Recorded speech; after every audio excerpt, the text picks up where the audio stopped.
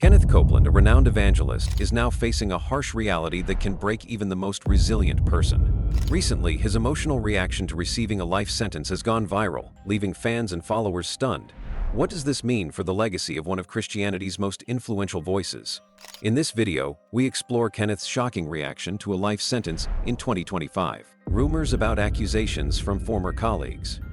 For years, Kenneth Copeland had been a towering figure in the Christian community, his name synonymous with prosperity teachings and larger-than-life ministry. He had built an empire through his evangelical work, preaching to millions of followers around the world, all the while living a lavish lifestyle that many admired and others envied. But behind the scenes, whispers had started to grow louder, slowly turning into rumors that something wasn't quite right. The first signs of trouble emerged not from the media or public eye, but from those who had once worked closely with Copeland. Former colleagues who had been in the heart of his ministry began to speak out. It started innocuously enough. A few ex-employees mentioned that the financial practices within Copeland's ministry seemed to be unusual, perhaps even problematic. At first, these were just offhand comments shared over coffee or quietly spoken behind closed doors. But as time went on, those whispers began to turn into something far more serious. Accusations of financial mismanagement surfaced, with claims that ministry funds were being used for personal expenses. The luxury cars, private jets, and expensive vacations that had always seemed to be part of the Copeland lifestyle suddenly took on a different light. Some former colleagues began to suggest that these lavish purchases were funded by the very donations given by his followers, funds meant for ministry work and outreach. As more people came forward, the picture became clearer. They spoke about how certain transactions seemed deliberately concealed from the public eye. Ex-employees, particularly those in accounting or administrative roles, started to describe irregularities in the books. They claimed that there was always pressure to keep the details vague, to avoid asking too many questions about how money was being allocated. Some even spoke about how they had been discouraged or outright forbidden from discussing financial matters, even when discrepancies were found.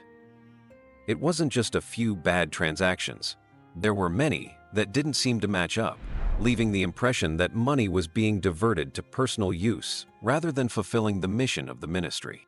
One of the most shocking revelations came from a former staff member who worked closely with Copeland. This person, who had been with the ministry for years, claimed that they had witnessed large sums of money being shifted between accounts, often with little to no explanation.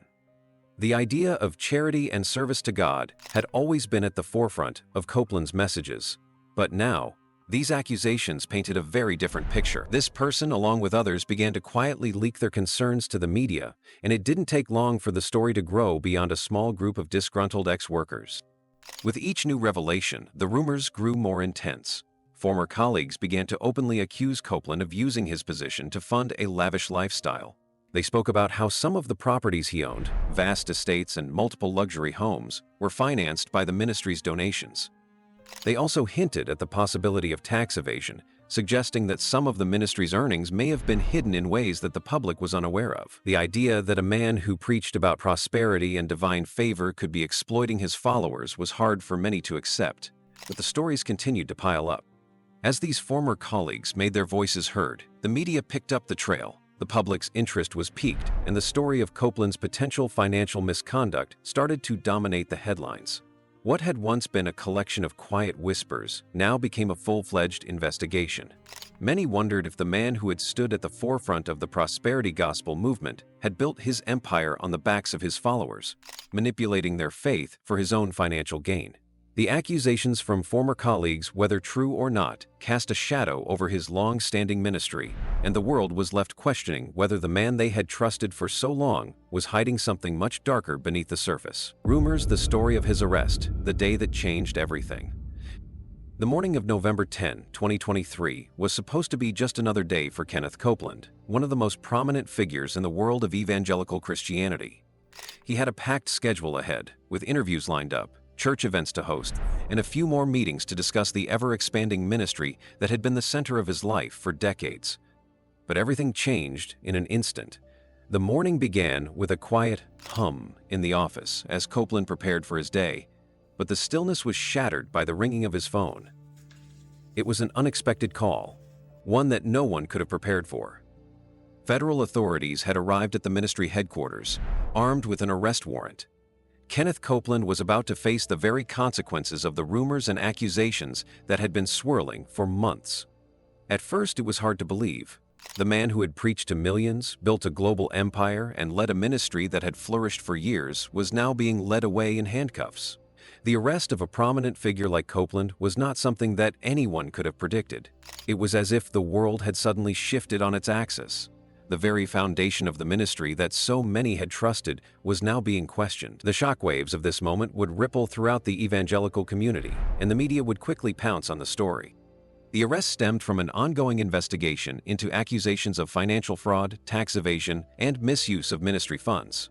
Whistleblowers, former colleagues, and ex-employees had come forward, alleging that Copeland and his ministry had used millions of dollars in donations for personal luxury purchases instead of for charitable work or ministry activities. These claims had initially been dismissed by many as just rumors. After all, Copeland had been a trusted figure for so long. However, as more whistleblowers spoke out and investigations were launched, the truth became harder to deny. What had started as small leaks about financial mismanagement and misuse of funds quickly spiraled into a full-scale federal investigation. The arrest itself was a spectacle. News crews had gathered outside the headquarters, cameras rolling, capturing every moment. When Copeland was escorted out of the building, the flashing lights and camera shutters made it clear that this was not a typical arrest. He had been one of the most well-known pastors in the world, and now, as he walked out in handcuffs, his world was unraveling before millions of eyes. His normally composed demeanor seemed shaken. For someone who had spent years speaking with confidence and authority to audiences around the world, this was a different kind of moment, one filled with uncertainty, fear, and disbelief. Kenneth Copeland had spent his life cultivating an image of success and divine favor. He had preached that God rewarded faithfulness with material blessings, and his extravagant lifestyle, complete with private jets, mansions, and luxury cars, had been presented as proof of this. But now, the very wealth he had accumulated was being scrutinized. The arrest was the culmination of a long string of allegations and rumors about the way he had managed his ministry's finances. The question on everyone's mind was, how could a man who had built a multi-billion-dollar ministry based on the teachings of generosity and prosperity be accused of using his followers' donations for personal gain? As the day wore on, the media frenzy grew. News outlets quickly picked up the story, with some reports painting a picture of a man who had lived a life of deception. The details of his arrest were leaked, and soon the world knew that Copeland was facing serious charges, including conspiracy to commit financial fraud, tax evasion, and misuse of funds. These charges were not minor. If convicted, he could face years in prison, and the ministry that had been his life's work could crumble under the weight of the scandal. The shock was not just felt by the public, but by those closest to him. His family was in disbelief, struggling to process what was happening. Gloria Copeland, his wife and partner in the ministry for decades, was devastated. She had stood by him through thick and thin, and now, as her husband faced the possibility of a prison sentence, she was forced to confront a harsh reality. The woman who had once stood beside him on stage, co-hosting broadcasts and spreading their message of prosperity, now found herself in an entirely new role, one that included dealing with the fallout of his actions. In interviews, Gloria spoke with emotion, trying to make sense of the situation. "This is not the man I know," she said. "Kenneth has dedicated his life to serving God, and we've always believed that everything we did was for His glory. This is hard for our family, but we trust in God's plan for us, even when things are uncertain." Her words reflected the shock that had overtaken the Copeland family, a family that had spent decades building a ministry based on trust, faith, and prosperity. The arrest had an immediate impact on the media. News outlets seized upon the story, with some calling it one of the most significant scandals to hit the evangelical community in recent memory. Journalists dug into every aspect of Copeland's life, from his extravagant lifestyle to the teachings that had made him so famous. Some commentators began to question the entire prosperity gospel movement, wondering how many other figures in the ministry had been living off the donations of their followers while preaching a message of wealth and success. The scandal surrounding Copeland's arrest was not just about one man's actions. It was about the larger movement he had represented. As news of the arrest spread, the reactions from Copeland's followers were mixed. Many stood by him, insisting that the charges were false and part of an attack on a man of faith. They argued that Copeland had been a generous leader, using his wealth to further the work of God. "Kenneth has done so much good for this world," one supporter said. He's helped countless people find faith, and now they're trying to tear him down. Other supporters began to question whether they had been misled. "I've followed Kenneth for years, but this is hard to accept," another fan commented.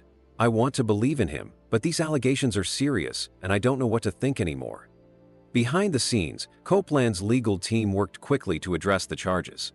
His lawyers denied the accusations, claiming that the financial practices in question were part of normal ministry operations and were fully within the law. They argued that the charges were politically motivated and part of a larger effort to discredit successful Christian leaders. However, the legal battles were far from over. The mounting evidence against Copeland, coupled with the growing number of whistleblowers and former colleagues who came forward, painted a picture that was impossible to ignore. As Copeland faced his day in court, the entire evangelical world was watching. The outcome of his trial would have profound implications, not just for him, but for the entire prosperity gospel movement. The man who had once been seen as a symbol of success, divine favor, and wealth, now found himself fighting for his freedom, with his legacy on the line. The scandal surrounding his arrest was a stark reminder that even the most revered figures could fall from grace, and that no one was above the law. Family reactions, media coverage, and public response. When the news of Kenneth Copeland's arrest broke, it wasn't just a blow to his ministry, but a shockwave that rippled through his family, the media, and his legion of followers. Kenneth Copeland had built an empire over the course of decades, and for many, he was seen as a beacon of faith, prosperity, and success. But with the allegations against him surfacing in full force, the consequences of those accusations were felt not just within the walls of his ministry, but across the world. The reactions were fast, intense, and multifaceted. For the Copeland family, the news of Kenneth's arrest was nothing short of devastating. His wife, Gloria Copeland, had been by his side through thick and thin, standing with him for decades in both their ministry and personal life. They had always presented a united front to the public, sharing the spotlight as a power couple in the evangelical world. Together, they had built a legacy, led a ministry, and amassed a fortune. But now, Gloria found herself facing the unimaginable. The man she had loved for so long, the man who had been the father of their children, was facing a reality she never thought would come. Gloria's first public reaction was one of complete shock. She was reportedly in tears when the news broke. "I didn't see this coming," she said in a private statement to their closest friends and family. "Kenneth has been my partner in life and ministry for so long, and the idea that this could be happening, it's almost impossible to process." Gloria, a strong woman who had stood alongside Kenneth throughout their ministry, now found herself facing the public with a level of vulnerability that was rarely seen from her. While her support for Kenneth remained firm, the emotional weight of the situation was undeniable. Their children, too, were reeling. The Copelands had raised their children in the public eye, and while they had largely stayed out of the limelight as adults, this scandal thrust them into an uncomfortable position. Their lives, which had been defined by their father's public persona and success, were now being overshadowed by the allegations. For their son John, who had worked within the ministry for years, the news hit especially hard. "It's not what we thought," John said, his voice breaking. "Our dad has always been a man of faith, and this just doesn't make sense. We're struggling to understand how things got to this point, but we are a family, and we will stick together through this." John's response, while supportive, reflected the confusion and heartbreak that had taken over the family. His sister Kelly echoed these sentiments, stating, "We've seen our dad give everything to this ministry. It's hard to reconcile the man we know with what's happening now. We just want to get to the truth of it all." As the arrest became national news, the media pounced on the story with a relentless frenzy. Headlines across the country screamed of the fall of a televangelist or the end of an empire. The media, which had for so long praised Copeland's teachings and ministry, now painted a very different picture of the man who had built one of the most influential religious organizations in the world. The public was fascinated by the idea of a once revered figure facing such a devastating downfall. Reporters dug deep into Copeland's past, combing through his financial dealings, his extravagant lifestyle, and his controversial prosperity gospel teachings.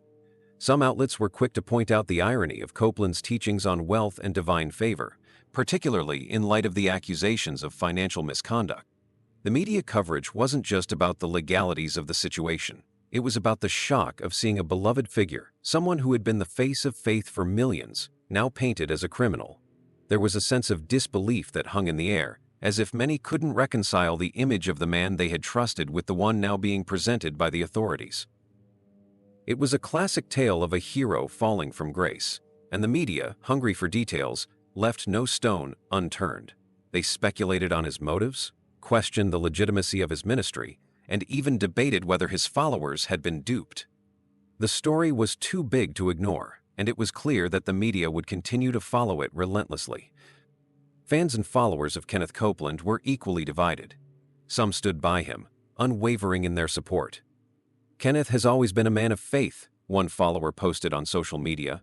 "This is just a misunderstanding. He's done too much good for this world, and I refuse to believe these accusations are true. We need to pray for him." Many longtime fans of Copeland refused to accept the possibility that their spiritual leader could be involved in such misconduct. For them, Copeland was a symbol of God's blessings and the power of faith, and they weren't ready to give up on him. But not everyone was as forgiving. For others, the news of Copeland's arrest came as a painful wake-up call. "I've followed him for years, but this is hard to accept," said another fan. "We trusted him with our time, our money, and our faith. To hear these allegations now? It's hard to believe the man I thought I knew." Some began to question whether their loyalty had been misplaced, while others expressed a sense of betrayal. "If this is true, how could he do this to us?" a distraught supporter commented. "I've spent years donating to his ministry, believing in his message. Now, I feel like I've been deceived."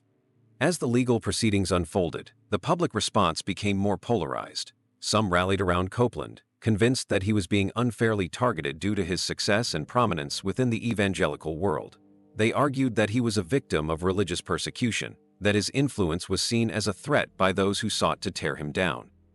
Others, however, were less sympathetic. The evidence that had been presented, including testimonies from former colleagues and whistleblowers, painted a disturbing picture. The question of whether Copeland had been using his ministry to fund his personal wealth was difficult to ignore, and many felt that it was important to hold him accountable, no matter his status. The Copeland family's reaction to the media coverage was one of intense scrutiny. While they maintained their support for Kenneth, they also found themselves struggling with the constant barrage of questions from the press. Gloria, in particular, had always been a private figure, and now she found herself in the center of a media storm. The family's private moments were now being shared with the world, and they were forced to navigate the emotional fallout of Kenneth's arrest under the watchful eyes of the public. At times, their reactions were raw and unfiltered, revealing the deep pain they were feeling. In interviews, they tried to hold on to their faith and their belief in Kenneth's innocence. "We're standing by him," Gloria said. "He's been a man of faith his entire life, and we know that God is with us through this difficult time." But there was a certain sadness in her voice, a quiet acknowledgement that the road ahead would be difficult. The questions surrounding Kenneth's actions were not just about legalities. They were about trust, about the relationship between a man of God and his followers, and how that trust could be shattered in an instant. The media coverage only escalated from there, with new developments being reported daily.